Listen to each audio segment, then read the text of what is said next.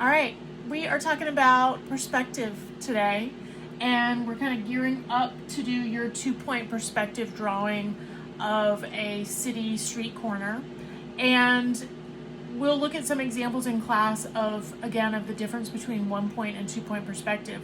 But basic idea is if you are looking straight down a street, there's one vanishing point where all the lines in that image or in that space look like they converge into 1 point. If you are looking at the corner of a building, those lines converge in 2 different directions, and there are 2 vanishing points. So we're going to review 1-point perspective today, and on Thursday we will start on our 2-point perspective project. So in between now and then, come up with your reference photo, your city area that you are planning to draw. So what we're going to do on this, and I'm hoping that you can see it, I may have to darken this up a little bit.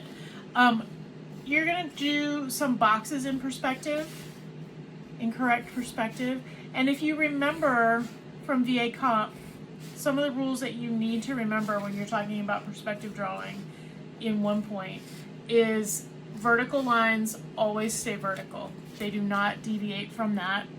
And you have a picture plane that is facing you. So that's what these boxes are. They are the picture plane that is facing the viewer. And then I've got my horizon line right here marked off, and you need to mark your vanishing point. All the time I see kids drawing a 1-point perspective and they don't have a vanishing point marked, and their lines are a little wonky and they're a little bit off, and they're like, oh, something's wrong with my lines. And if you ask them, well, where's your vanishing point? They don't know. They don't have it marked. So you have to mark it, because that's where all your lines are going to converge upon that. Okay? So I'm going to draw pretty dark for my guidelines, just so you can see it. But you're going to draw your construction lines pretty lightly, so that when you go back and darken up the parts that you want to keep, you can get rid of those guideline construction lines. All right? So the rule in 1-point perspective is vertical lines stay vertical. The lines going back in the distance converge into the vanishing point. So I'm going to line this up. I've got this horrible ruler. I don't know where my ruler walked off a little bit ago. But I'm going to make sure that each time I'm hitting the vanishing point does not move. No matter which box I do, it's not going to move. Now, I don't want this odd shape. I want it to be an actual box, or it could even be a building, right? So vertical lines are going to stay vertical. This horizontal line will be like this. And I have my box shape. Now, what you guys will show dark is just this box. So the idea is to just kind of warm up and to get all of these boxes done so that you can see how they change based on where they are in the composition. So this one, vertical lines are going to stay vertical. Lines that go back are going to touch the vanishing point.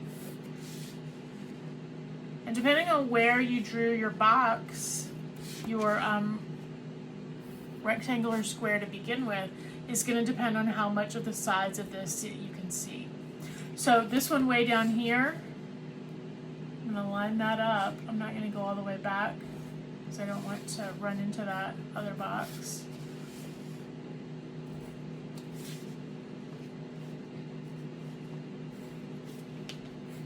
Now when you go to do your 2-point perspective drawing for your project, it does not, just because you're doing something in perspective does not mean it has to look like a technical drawing, like a blueprint. It can be really loose and still follow the rules of perspective.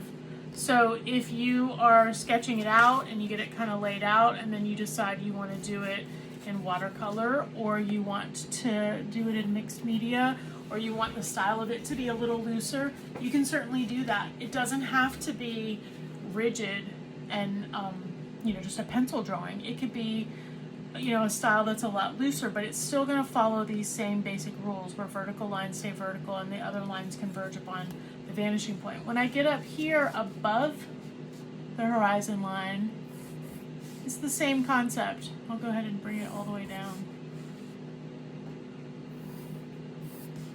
This over here, I'm not going to see quite as much of that. I'm not going to see anything up there. Then I'm going to draw this straight across. My vertical line is going to stay vertical, and there's my box if it's above the horizon line. This one, I'm not going to see anything from the back two corners because it is right above the vanishing point. So that's how that box would appear. All right, so then this one, and it's just good practice to kind of figure out, how much of that would I see, and then where would the vertical lines go and how would it end up. So what I would do for just to practice, draw several boxes. Actually just draw rectangles first. Draw your horizon line, get your vanishing point, and you're just picking the vanishing point. There's a very technical mathematical way to determine where the vanishing point might be in an image. For this practical purpose of just warming up, we're just going to pick it. So pick where your vanishing point is and then converge all your lines and practice that. The next thing I want you to practice are some letters. You can do your name if you want to.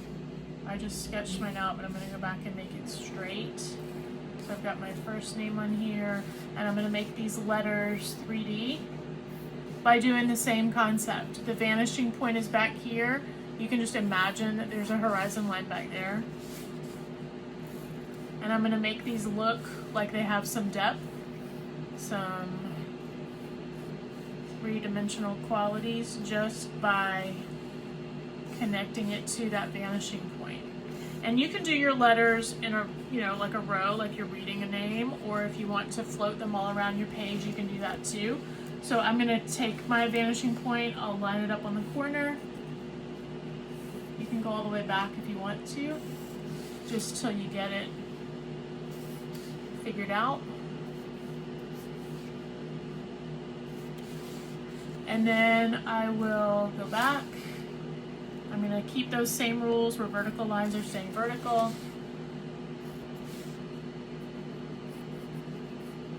And there's my L. And then I'll go through and do all of my name. When I get over here, of course, it's going to come this way. And that's important to do, even if you're just sketching out something in relation to something else, because a lot of times if you don't follow that vanishing point, it's going to look a little off. And you may want to reposition something like this S that I did is directly under the vanishing point. So it looks a little weird. So I might want to move the vanishing point so that I can get a different angle on the S. So practice some letters, practice your name. All right, and then the last thing I want you to practice is just doing a simple room in 1 point perspective. Choose your vanishing point back here.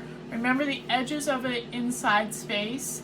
You're going to line it up with the corner of your room and the vanishing point, not the corner of your paper. The corner of your paper has nothing to do with perspective because you did not calculate where that was going to be on your paper. So you're lining it up with the vanishing point and then the edge of the room. And then I want you to see if you can make some doors and just some things to kind of refresh your memory on how that works. So things, that go back in the distance are going to converge upon the vanishing point. Think about height in relation to other things. So see if you can get a couple of doorways in there. See if you can get, something hanging on the wall. Maybe you're going to put some tiles on the floor. And just do a quick sketch just to practice some perspective. And then that way when we move on to 2 point, if you have a firm understanding of how 1 point perspective works, it's going to be a lot easier to wrap your mind around the 2 point perspective. All right, so practice with making some boxes, doing some letters and your name, and then doing a quick little sketch of a room. All right?